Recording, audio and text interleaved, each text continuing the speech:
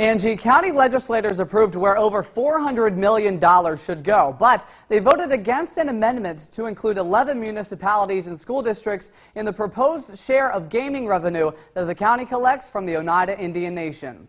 As we put together a budget, we try to be realistic and consistent and conservative in terms of our approach to revenue adjustments. And so when you're projecting revenues that are higher, I think everybody got a little uncomfortable with that. And clearly, if that was possible, then I would have probably done that in my original proposal. Oneida County Executive Anthony Pacenti says the county is not required to share gaming revenue with municipalities that it collects from an agreement with the Oneida Indian Nation. The county initially did so to help mitigate tax burdens smaller governments might have after a land settlement agreement between the county and the nation. What was approved in the budget was no change in the county tax levy limit. And because Oneida County doesn't have county-wide assessment, legislators voted to override the tax cap limit. The tax cap limit, that states at 2%.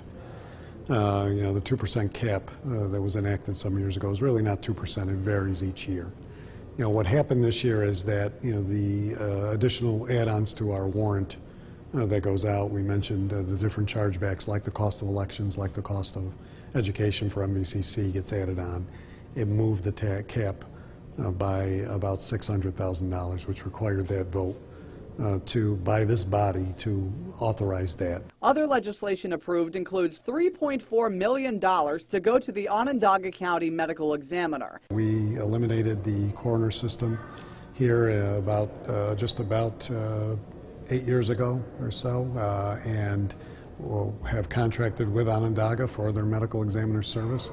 So this continues that service over the next 5 years. There was also an approval of $400,000 to help fund a multi-county lawsuit against pharmaceutical companies. That entire lawsuit is us looking at the pharmaceutical companies in terms of the overprescription of painkillers that have led to, that we believe is a leading cause in opiate and in heroin deaths.